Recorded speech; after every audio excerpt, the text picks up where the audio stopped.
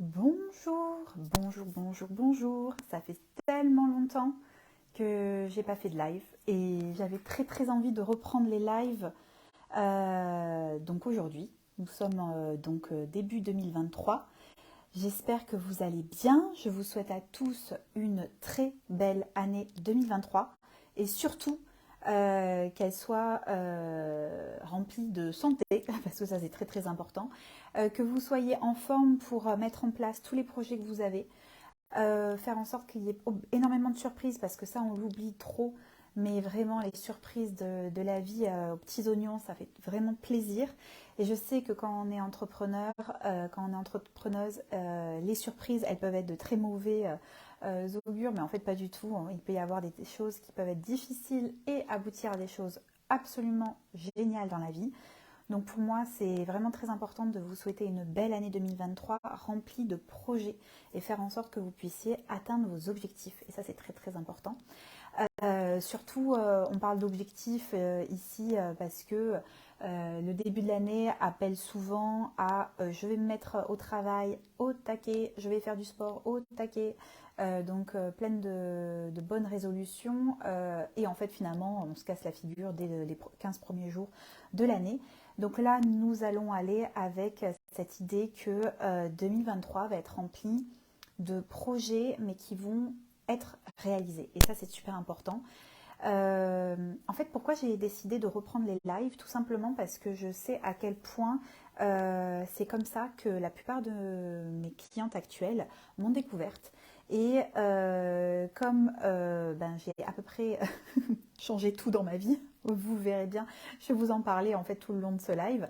J'avais envie en fait de vous donner des nouvelles parce que ça fait depuis, je pense, ouh là là, si ce n'est pas plus d'un an, non, c'est presque 2 ans, oui même plus. Ça fait 2 ans en fait que je n'ai pas fait de live, donc c'est sûr que voilà, il y a beaucoup de choses qui ont changé et il y a beaucoup de choses qui ont changé dans ma vie professionnelle. Et ça, je voulais vous en parler parce que dans la vie professionnelle, des fois, on fait des choix qui font en sorte que on a besoin d'aller plus loin. Comment atteindre ses objectifs, et c'est pas forcément comme on le croit qu'on peut atteindre nos objectifs. Donc voilà, comme d'habitude, ce live va se retrouver sur la chaîne YouTube.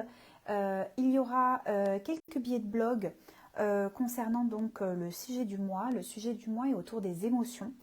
Les sentiments, les émotions, c'est des choses en fait que on nous dit qu'il faut lisser, bafouer limite de notre vie d'entrepreneuse. Malheureusement, en fait, ça fait partie intégrante de notre vie d'entrepreneuse, et c'est très important de savoir en fait les accueillir et faire en sorte qu'on puisse aller au-delà.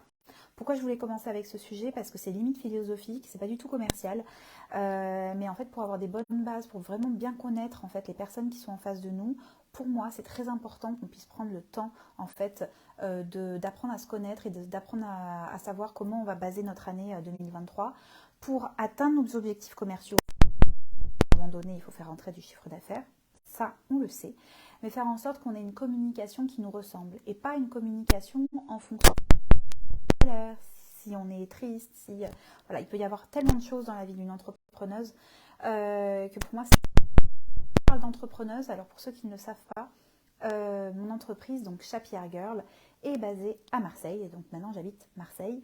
J'ai déménagé donc en juillet dernier et on s'est établi avec mon mari ici parce que lui a trouvé du travail. Moi, vous le savez, mon entreprise va là où il y a des grandes villes, tout simplement parce que ma répartition du temps est véritablement basée sur beaucoup, beaucoup, beaucoup de formations, et la plupart de mes clients sont des écoles supérieures de communication, de marketing, de commerce, etc. Et j'ai une partie de mon temps qui est vraiment réservée à la consultation, la formation, le coaching. Mais le coaching, pas comme on l'entend. Le coaching, c'est vraiment faire en sorte qu'il y ait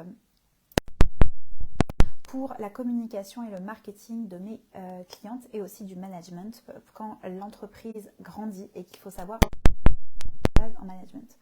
Donc voilà. Ça, c'est qu'est-ce qui se passe actuellement. En 2023, en fait, j'ai la chance actuellement de travailler avec Rosalie qui est en stage et qui va passer en alternance dans mon entreprise. Nous allons mettre en place énormément de produits et de services complémentaires et supplémentaires à ce que je fais déjà, voire même avec des produits complètement différents. Je me suis rendu compte que beaucoup de mes clientes en fait imprimaient mes formations et les e-books qui vont avec. Et en fait, tout simplement, j'avais envie que vous puissiez avoir tout simplement tout ce qu'il faut pour pouvoir faire le travail comme il le faut. J'ai décidé de transformer en fait ces outils e-book en version papier pour que vous ayez en fait un e-book mais version papier pour pouvoir travailler directement sur le papier. Pourquoi cela? En observant mes clientes, je me suis rendu compte bien évidemment qu'elles aimaient le papier, qu'elles aimaient la papeterie, qu'elles aimaient en fait pouvoir euh, dessiner au-delà de juste avoir quelque chose, un outil internet. Internet c'est cool, mais des fois on a besoin pour la créativité de se couper de tout ça et d'avancer avec des choses beaucoup plus matérielles sobres, on va dire ça comme ça. Et la papeterie fait partie intégrante en fait de la manière dont travaillent mes clientes, qu'elles soient auto-entrepreneuses, solopreneuses, qu'elles aient en fait tout simplement des grandes entreprises. Alors je parle de... Voilà, j'ai l'impression qu'il y a un problème de son.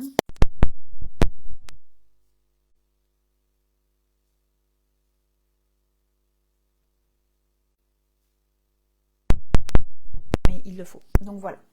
Euh, Pourquoi c'est aussi important d'observer ses clients et de faire en sorte que les produits et les services que vous proposez soient en adéquation donc, avec les besoins?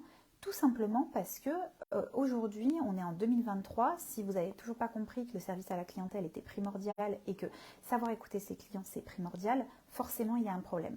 Donc voilà pourquoi moi aujourd'hui on va mettre en place des produits qui vont être des produits donc imprimés, malgré le fait que ce ne soit pas forcément écologique, mais en fait ça va totalement avec les habitudes de mes clientes. Et aujourd'hui, c'est très très important pour moi de garder cette logique-là. En observant aussi mes clientes, je me suis rendu compte, comme je vous le disais, qu'il y avait une énorme part dans tout l'aspect psychologique. Et en fait, dans l'aspect psychologique, les aléas de la vie, beaucoup d'entre elles donc, sont mamans. Beaucoup d'entre elles font face à le programme de la vie, c'est-à-dire l'école, etc., les projets qui sont avortés ou pas. Enfin voilà, il y a beaucoup de choses qui se passent. Et aujourd'hui, les émotions sont telles que des fois, en fait, elles peuvent couper court au développement d'une entreprise et il ne faut surtout pas en fait qu'elle court au développement d'une entreprise, il faut qu'elle puisse aller beaucoup plus loin. Comment les utiliser et faire en sorte qu'on puisse aller plus loin? Justement, ça c'est une grande question et c'est véritablement important qu'on puisse passer du temps à cela. Donc je vous ai fait un petit récapitulatif de tout ce dont on va parler en janvier. On a déjà parlé de 3 sujets. J'ai abordé le mot aventure. Qu'est-ce que c'est en fait l'aventure entrepreneuriale et comment moi je le vois à travers les yeux donc, de mes clientes et à travers mes yeux d'entrepreneuse. Le courage, l'amour. Demain, on abordera la paix. Après ça, le mot douleur, donc la douleur, comment on peut agir avec et comment faire en sorte d'aboutir à quelque chose avec la douleur. La surprise, la colère, la peur, l'amitié, la maîtrise de soi, la déception, l'abondance, la mort, la joie, la dépression, la bienveillance, l'échec, la surprise, la jalousie, l'ennui. Je sais même plus ce que j'ai marqué là. Tout va bien. La honte, le dégoût, la gentillesse, la gêne, parce que ça c'est vraiment quelque chose que j'ai beaucoup retrouvé chez mes clientes, la gêne, la célébration, l'inquiétude, l'angoisse, l'enthousiasme, la mélancolie et l'harmonie. Donc voilà, ce seront en fait des sujets que je vais aborder tout au long du mois de janvier sur mon Instagram, sur mon LinkedIn et sur mon Facebook. Ces 3 réseaux sociaux sont pour moi en fait les 3 réseaux où je retrouve en fait mes Olivia, Amanda et Elisabeth qui sont mes personas avec qui en fait je collabore depuis le début de mon entreprise. Et ça, c'est très important en fait de faire les choses en fonction de votre public cible. Ne perdez pas de temps, ne perdez pas d'argent à faire des choses qui n'amènent et n'aboutissent à rien. Je vous le dis sincèrement. Quand je me suis rendu compte de ça, que je perdais beaucoup de temps à aller prospecter là où il ne fallait pas, c'est là où je me suis rendu compte à quel point les valeurs donc, de l'entreprise, mais aussi les relations commerciales que je souhaitais mettre en place, etc., devaient être en totale adéquation au final avec le type de produits et de services que je vends.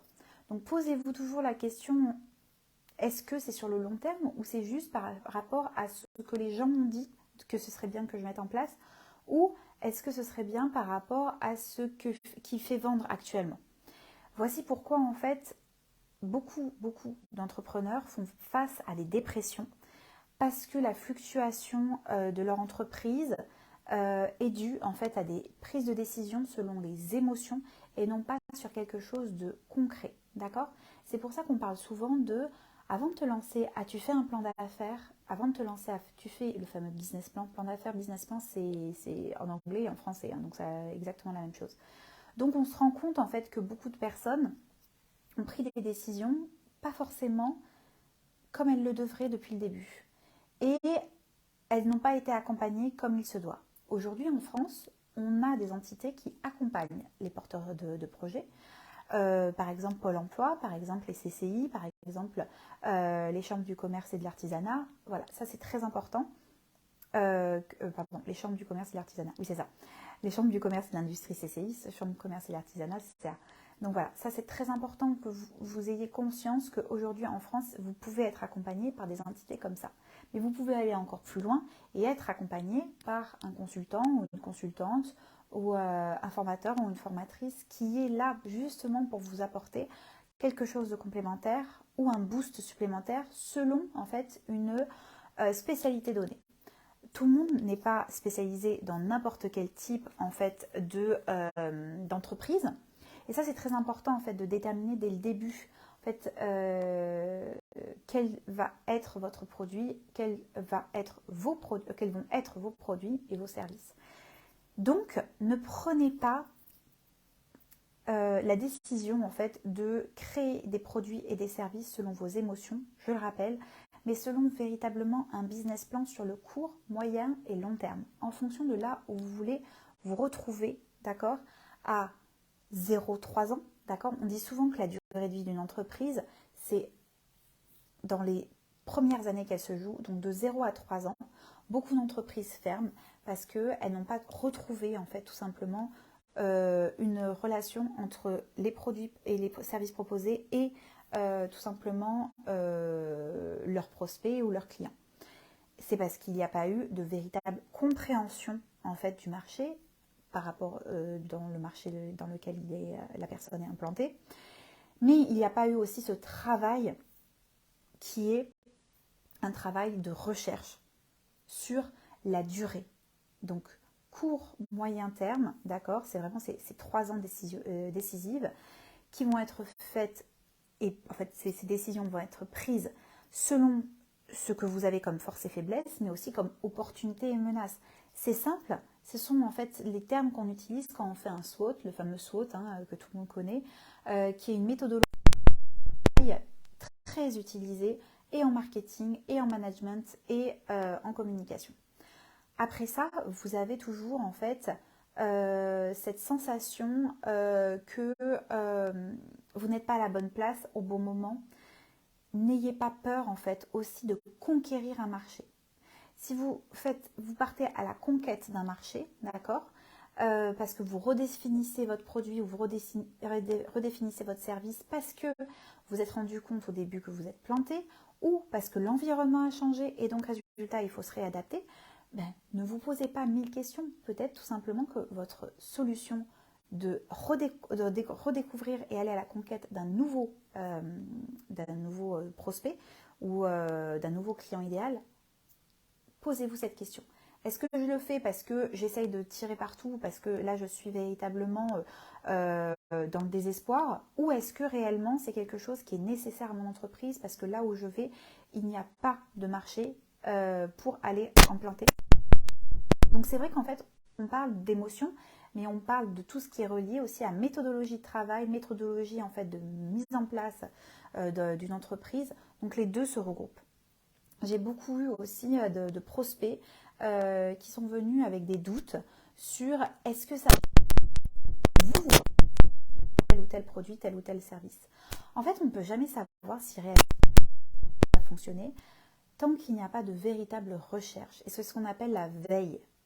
de recherche en fait pour savoir si le marché est apte à comprendre le produit, à comprendre le service. Est-ce que le speech, le pitch qui est fait sur le produit est bon? Est-ce qu'il est assez simple pour être compris du public cible qu'il vise? Et est-ce que pour arriver à cette rencontre avec les prospects et le fameux client idéal, est-ce qu'il y a réellement eu en fait un travail sur le vocabulaire utilisé? Des méthodologies dont on a beaucoup parlé depuis 2017 sur mes différents lives, mais aujourd'hui je vais vous dire que tout va être rapporté aussi à vos émotions, à la personne, à l'état d'esprit de la personne qui est en train de mettre en place ce plan d'affaires, qui est en train de mettre en place cette stratégie de communication, cette stratégie marketing. Donc bien évidemment, vous avez des commerciaux qui sont capables de vous vendre tout, n'importe comment, etc. Mais n'oubliez pas que si on vend tout à n'importe qui, n'importe comment, on peut avoir aussi des problématiques de SAV. Donc tout doit être relié. Quand vous mettez en place donc votre produit, votre service, ayez un storytelling qui soit adapté donc à la personne à qui s'adresse ce produit. D'accord? N'ayez pas d'inquiétude à savoir si oui ou non ce produit va se vendre. Si vous avez la certitude qu'il répond à un besoin, et identifiez bien ce besoin pour faire en sorte que tout ce que vous utilisez donc comme message, comme storytelling, en fait va être utilisé. D'accord?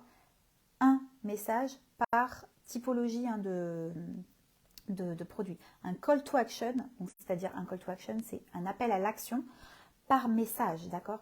Donc tout ça doit être relié et emboîté les uns les autres par rapport à ce fameux storytelling, par rapport aux valeurs de l'entreprise, par rapport à qui elle s'adresse, etc. Donc ayez toujours cette mémorisation que les choses, bien évidemment, vont avancer avec vos émotions d'entrepreneur, avec vos émotions d'entrepreneuse, d'accord? Mais surtout, en fait, la durabilité de votre entreprise, dans la durée de votre entreprise et de votre vie aussi. C'est là où j'embarque sur un autre élément. Comme moi, j'ai des clientes qui passent souvent en fait d'une vie soit de célibataire à mariée, soit de mariée à divorcée, etc. Je vois aussi la fluctuation selon si elles sont une personne ou deux personnes dans le foyer et la prise de décision. Ayez toujours comme conseiller numéro 1 vous-même. C'est des... Et ne pensez pas qu'une entreprise ne va pas ressentir ce que vous vivez dans le privé. Forcément, il va y avoir en fait une fluctuation de votre chiffre d'affaires et bien évidemment, vous devez faire face à cette idée que votre entreprise et votre entreprise, vous, c'est vous. Vous devez séparer les deux. C'est pas parce que vous allez pas bien, parce que vous avez le droit de pas aller bien, que votre entreprise doit forcément aller pas bien. D'accord? Elle doit forcément passer par une crise comme vous. Bien évidemment, en fait, elle est reliée par rapport au dynamisme que vous y mettez. D'accord? Mais si vous avez mis en place une stratégie solide sur la durée, vous allez voir qu'elle va pouvoir en fait faire face à n'importe quoi, à n'importe quelle émotion, qu'elle soit positive ou négative. Ayez toujours en ligne de mire quels sont mes objectifs, est-ce qu'ils sont réellement faisables? Je rappelle qu'en communication, on a 3 types d'objectifs: faire connaître, faire aimer et faire agir. Ce ne sont pas des objectifs commerciaux. Un objectif commercial va être un objectif qui va être déterminé en fonction donc des objectifs de l'entreprise, en fonction du ce qu'on appelle donc du prévisionnel, plus 1, de l'année en cours bien évidemment, et de l'année N-1, donc pour pouvoir vérifier.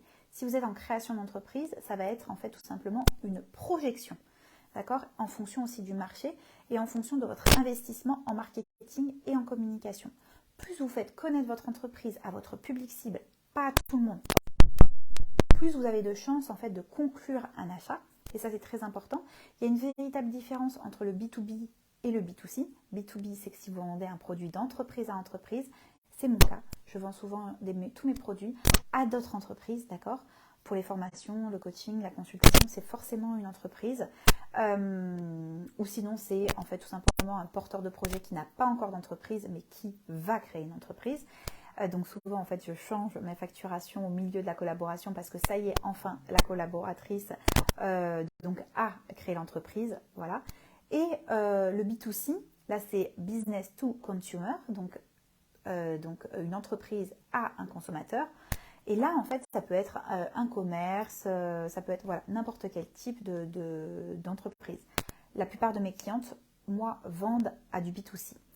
Et en fait, elles vendent leurs produits, leurs services directement à une clientèle qui est une clientèle qu'il faut conquérir régulièrement. La prospection B2C est plus facile qu'en prospection en B2B. C'est deux choses. Alors, je dis plus facile d'une manière très simple, c'est que le public est plus grand. La possibilité aujourd'hui avec Internet d'aller chercher partout dans le monde, d'accord? C'est aussi le cas en B2B, mais si vous êtes spécialisé dans un domaine très particulier, forcément ça resserre les possibilités, d'accord? Potentiel, très peu ont une entreprise. Donc voilà, ayez toujours ça en tête. La répartition par rapport aux émotions, pourquoi j'ai décidé en fait d'aborder n'importe quel type de sujet? Ce sont des émotions que j'ai vues qui avaient eu un impact dans tout simplement le développement des entreprises pour lesquelles je travaille. Donc c'est-à-dire en B2B, mes clientes, comme je vous le disais, sont des entrepreneuses. Et j'ai vu une fluctuation en fait, par exemple, mon amie a créé une entreprise elle aussi, elle offre quasiment les mêmes services et les mêmes produits que moi. Il y a un problème de jalousie. En fait, comme elle est jalouse de mon entreprise, je ne peux pas aller faire du développement à cet endroit ou à cet endroit. En fait, on fait face tous les jours à des problématiques liées à des émotions. En tant qu'entrepreneuse, pouvoir répondre à cela. C'est pour ça, en fait, moi, que je conseille toujours de ne pas se dire que on est invincible et il ne peut rien se passer, en fait. Donc, ayez toujours en tête que l'expérience que j'ai eue depuis 2017 est la mienne, mais peut-être que vous aussi. Donc, n'hésitez pas, en fait, tout au long de ce mois sur Instagram, donc shapiragirl_com, et sur YouTube et sur LinkedIn, Facebook, n'hésitez pas à partager en fait tout simplement vos expériences directement dans les commentaires. Voilà. Le live se finit ici. J'ai deux informations complémentaires à vous donner. Il y a les programmes Genesis et Okara qui reprennent en 2023. Pour le programme Genesis, je vais m'occuper de les dates. Pour la session d'hiver, c'est du 9 janvier au 5 mars. Pour la session du printemps, c'est du 13 mars au 5 mai. Pour la session de la rentrée, c'est du 4 septembre au 29 octobre. Et la session d'automne, c'est du 16 novembre au 31 décembre. Ça, c'est pour Genesis, qui est mon programme qui est la phase 1 pour les débutants et porteurs de projets, pour tout ce qui est mise en place d'une stratégie de communication qui est durable. Vous pouvez retrouver toutes les informations directement dans la légende de cette vidéo. Et sinon, le programme Okara, qui est la phase 2, pour vraiment apprendre une communication distincte sur votre entreprise pendant 12 mois. Et il y aura actuellement une seule session qui est programmée du 3 avril au 30 avril. C'est une session donc de 4 semaines. Voilà, sur bonne